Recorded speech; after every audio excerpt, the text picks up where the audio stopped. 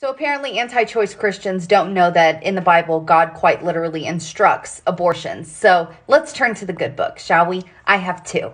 So in Numbers chapter 5, God instructs that if a man suspects that his wife has been unfaithful, he is to take his wife to a priest. The priest is to bring his wife before God and give her a bitter water.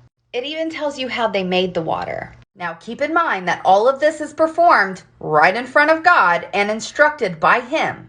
You can pause to read, but down here, may this water that brings a curse enter your body so that your abdomen swells and your womb miscarries. If she's made herself impure and been unfaithful to her husband, this will be the result. When she is made to drink the water that brings a curse and causes a bitter suffering, it will enter her, her abdomen will swell, and her womb will miscarry, and she will become a curse. If, however, the woman has not made herself impure, but is clean, she will be cleared of guilt and will be able to have children. That is a forced abortion. Don't you dare tell me I'm taking that out of context.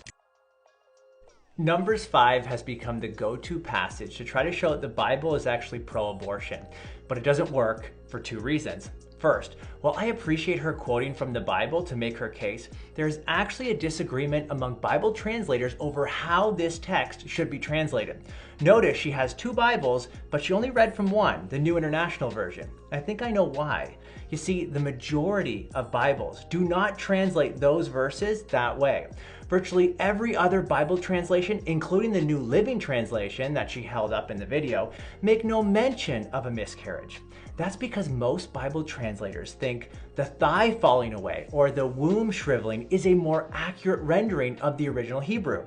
They also think that expression is describing barrenness, not miscarriage. That's why if she's innocent, the text says she should be able to have children. By contrast, if she's guilty, she won't be able to have children. So this passage, in all likelihood, has to do with a curse of barrenness, not miscarriage. Second, even if the NIV translation is correct and God is inducing a miscarriage, this still wouldn't justify abortion. Here's why.